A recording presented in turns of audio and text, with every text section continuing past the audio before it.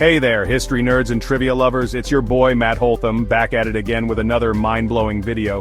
Because today we're not just talking dates and battles, no sir. We're diving headfirst into the weird, the wacky, the downright unbelievable side of history that they definitely didn't teach you in school. Get ready to have your minds blown, because we're about to uncover 10 historical oddities that'll leave you wondering, how did I not know this? From ancient rituals to architectural mishaps, get ready to see the past in a whole new light. You think you know history? Buckle up, Buttercup, because things are about to get strange. Let's go! Alright, let's kick things off in the City of Lights with a monument that screams romance, elegance, and temporariness. You heard that right? The Eiffel Tower was never meant to be permanent. Designed by Gustav Eiffel for the 1889 World's Fair, it was supposed to disappear after 20 years. But its unique silhouette and breathtaking views captured hearts, becoming the symbol of Paris. Beyond aesthetics, it served as a radio antenna, securing its place in history. From the romantic streets of Paris we travel to Italy, where a certain tower has been defying gravity and captivating visitors for centuries. The Leaning Tower of Pisa took 344 years to build. Construction began in 1173 and finished in 1519. The soft ground caused it to lean. Despite challenges, Pisa persevered. Today it stands as a testament to human ingenuity. Okay, this next one is a little morbid, but hey, history isn't all sunshine and roses, right? We're talking about the great inventor himself, Thomas Edison. But here's the thing. Rumor has it that Edison's last breath is still hanging around, literally. Legend has it that as Edison lay on his deathbed, his son Charles had a rather unusual request. He asked the attending physician if he could capture the inventor's final breath. Why? Some say Charles was hoping to somehow trap his father's genius in that last exhale. Others believe it was simply a bizarre form of grief. Whatever the reason, the doctor apparently agreed, and using a test tube captured what was believed to be Edison's final breath. Charles gifted this memento to Henry Ford, a close friend and admirer of his father, and so, this supposed vial of Edison's last breath found its way to the Henry Ford Museum in Dearborn, Michigan, where it remains on display to this day. Now, is it really Edison's last breath? It's impossible to say for sure, but it's a fascinating tale nonetheless. Let's journey back in time now to ancient Egypt, a land of pharaohs, pyramids, and fly swatters made of human beings. Okay, that's not entirely accurate, but it's not far off either.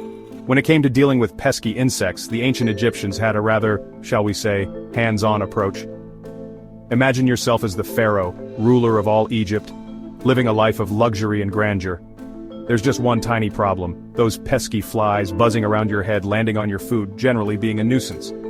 Instead of simply employing swatters, the ancient Egyptians came up with a rather ingenious, if not slightly disturbing, solution. They would cover servants from head to toe in honey.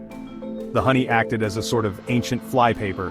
The flies, irresistibly drawn to the sweet aroma, would flock to the honey-covered servants, getting themselves stuck in the process. It makes you appreciate the simplicity of a good old-fashioned fly swatter, doesn't it?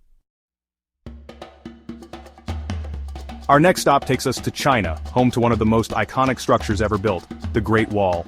Now everyone knows the Great Wall is long, like really, really long. But what might surprise you is the secret ingredient that holds this ancient wonder together.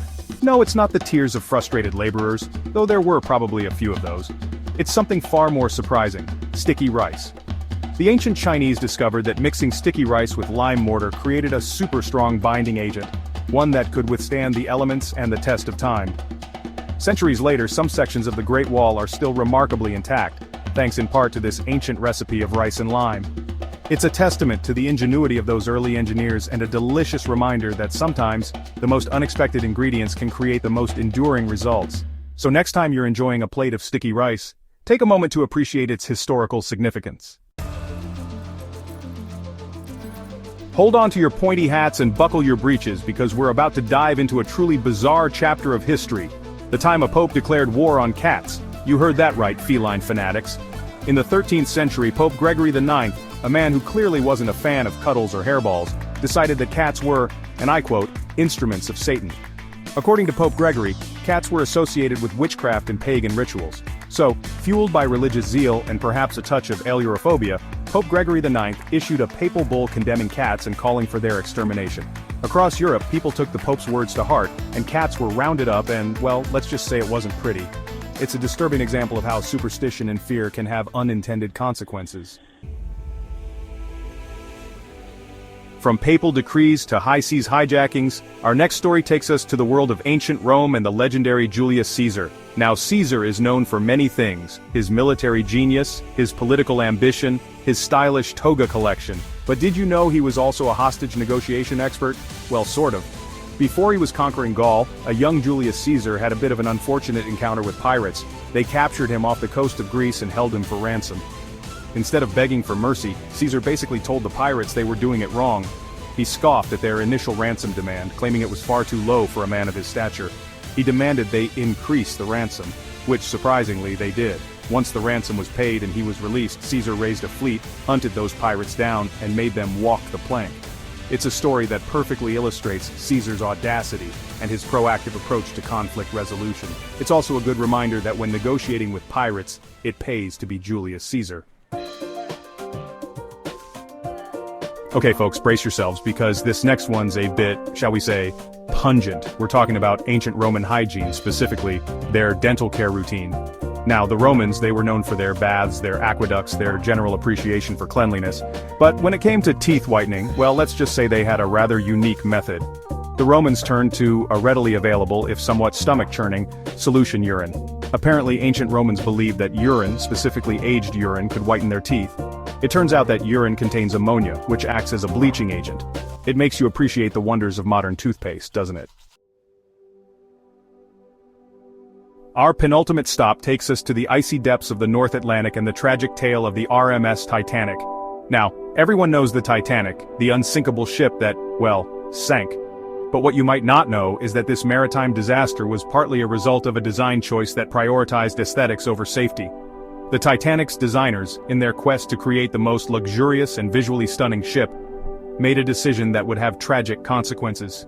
They didn't include enough lifeboats. The Titanic, a vessel carrying over 2,200 souls, only had enough lifeboats for about half its passengers and crew. The ship's designers thought that having too many lifeboats would clutter the deck, detracting from the Titanic's sleek and stylish appearance. When tragedy struck and the unsinkable ship met its icy demise, there simply weren't enough lifeboats to save everyone on board. Over 1,500 people perished in the frigid waters of the North Atlantic, a tragedy compounded by the fact that many of those lives could have been saved if only there had been enough lifeboats. It's a stark reminder that safety should always come before aesthetics. Our final stop on this whirlwind tour of historical oddities takes us into the realm of scientific curiosity and ethical quandaries. We're talking about the brilliant mind of Albert Einstein, the man who revolutionized our understanding of the universe. But this story isn't about his groundbreaking theories or his iconic equation, E = mc2. It's about what happened to his brain after he shuffled off this mortal coil. When Einstein passed away in 1955, his brain became an object of intense fascination. Scientists were eager to study it, hoping to find some anatomical clue that could explain his genius. However, Einstein hadn't exactly consented to having his brain removed and dissected. Yet in a move that can only be described as ethically dubious, Einstein's brain was removed during his autopsy by a pathologist named Thomas Harvey, who took his scientific curiosity a bit too far. And there you have it, folks, 10 weird, wacky, and downright unbelievable facts from history that they probably forgot to mention in your textbooks. From a temporary Eiffel Tower to a sticky rice-laden Great Wall, we've journeyed through time, uncovering the bizarre, the unexpected, and the downright strange side of our collective past. But now it's your turn. Which of these historical oddities surprised you the most? Let me know in the comments below, and let's keep the conversation going. If you enjoyed this deep dive into the stranger side of history, be sure to give this video a big thumbs up, and subscribe to the channel for more mind-blowing content. Until next time, stay curious, stay informed, and keep exploring the endlessly fascinating world of history. You never know what bizarre and wonderful facts you might uncover.